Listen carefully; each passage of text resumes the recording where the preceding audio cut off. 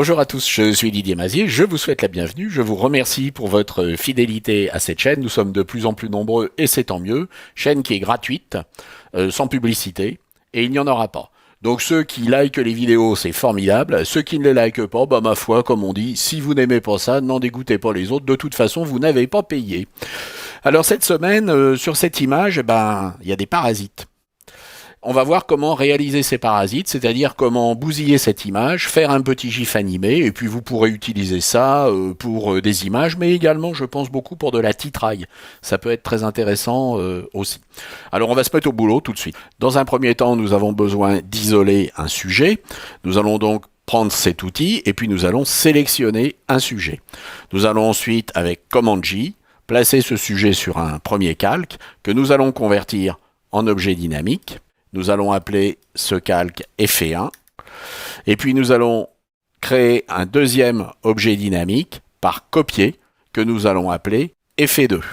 Déroulons le menu filtre et puis allons sur la déformation et intéressons-nous à l'onde. Nous avons ici un certain nombre de générateurs et nous allons pouvoir générer des ondes en horizontale et en verticale. Alors pour ce réglage ici, nous pouvons aller sur un certain nombre de générateurs. Nous ne sommes pas obligés de nous arrêter sur un chiffre précis, il va falloir faire des essais. Et puis ensuite, il y aura la longueur de l'onde. Donc ici, on peut augmenter légèrement la longueur d'onde. Et puis, il y a la longueur d'onde maximale que nous allons pouvoir peut-être réduire un petit peu de manière à faire varier les choses de façon beaucoup plus limitée.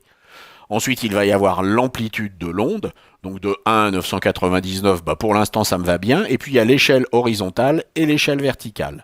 Ici, c'est surtout l'échelle horizontale qui va nous intéresser. Encore une fois, c'est un objet dynamique, donc vous pourrez à tout moment revenir sur ces réglages. Bien entendu, il va falloir d'une part masquer ces effets, et nous allons appliquer un mode de fusion sur ces effets. Alors pour voir quel mode de fusion nous pouvons appliquer sur ces effets, eh bien nous pouvons ici les tester avec les différents modes de fusion parce que ça va jouer sur l'arrière-plan. Alors moi je m'intéresse beaucoup ici au mélange maximal, donc je peux ici aller chercher le mélange maximal. Je vais masquer tout cela. Pour masquer, il faut activer le masque. Et puis, il va falloir prendre un pinceau et peindre en noir. Il va falloir choisir la bonne taille. Et vous voyez que là, je suis en train, gentiment, d'enlever les effets de manière à ne les laisser que là où je veux qu'ils apparaissent. Pour le deuxième effet, nous allons procéder légèrement différemment. Puisque nous sommes ici en mode objet dynamique, nous pouvons ouvrir cet objet dynamique dans un nouveau calque. Et nous allons ici, par exemple, prendre juste une zone, par exemple cette zone, et nous allons dupliquer cette zone sur son propre calque. Nous allons pouvoir revenir sur le filtre onde en appuyant sur la touche option de manière à rentrer des réglages différents, c'est-à-dire qu'en nombre de générateurs, nous pouvons être autour par exemple de 80. Au niveau de la longueur d'onde, on peut être ici entre par exemple 1 et 10. Et puis pour l'amplitude, nous allons être entre 1 et puis 70 à peu près. Ensuite sur l'échelle horizontale, nous pouvons être autour de 15-20. Voilà. Et là on a fait quelque chose qui est complètement différent. On peut dupliquer ce système de la façon suivante. Ici, je vais pouvoir sélectionner un autre rectangle. Je vais pouvoir placer cet autre rectangle sur son propre calque. Et je peux maintenant appliquer à nouveau l'onde si je le souhaite. Je vais enregistrer et vous voyez qu'ici j'ai obtenu des effets différents. Nous allons maintenant nous intéresser ici aux options de fusion. Nous allons demander pour ces options de fusion de ne pas par exemple utiliser la couche du rouge. Et vous voyez que ici on a obtenu un décalage. On pourrait le faire avec la couche du vert ou la couche du bleu, voire les deux. On va faire OK. Et vous voyez qu'on a obtenu quelque chose de différent. On peut ensuite opérer un léger décalage de cette image. Vous voyez que nous avons maintenant un certain décalage. Alors on va afficher l'effet 1 qui se trouve en dessous. On peut limiter l'effet 2 à ce qui se trouve en dessous, de manière à ce que ça ne s'applique pas au fond. On va créer un masque. On va prendre notre pinceau noir et on va rendre l'image normale là où on le veut. Nous avons maintenant nos deux effets, passons à l'animation. Nous pourrions dans nos espaces de travail changer pour ici mouvement, mais nous perdrions ici les calques.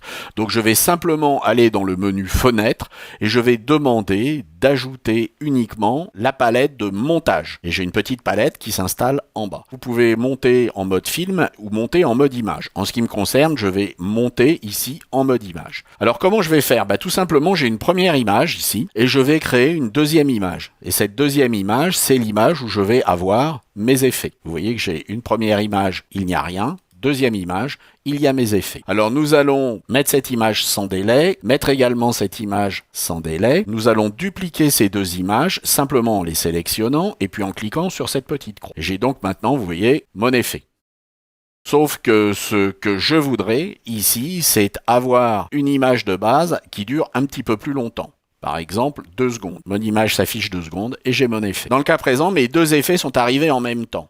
Je pourrais tout à fait supprimer cette image et travailler l'affaire différemment. Je pourrais ici demander à avoir uniquement le premier affichage. Ensuite, je pourrais ici avoir le deuxième affichage et puis demander à avoir cela pendant un petit peu plus longtemps. Et là, vous voyez que ça va être un petit peu plus fin. On pourrait inverser, demander ici à avoir 0,2 secondes et puis avoir ici 0 secondes. Ou encore, pas de délai, et ici, 0,1 seconde.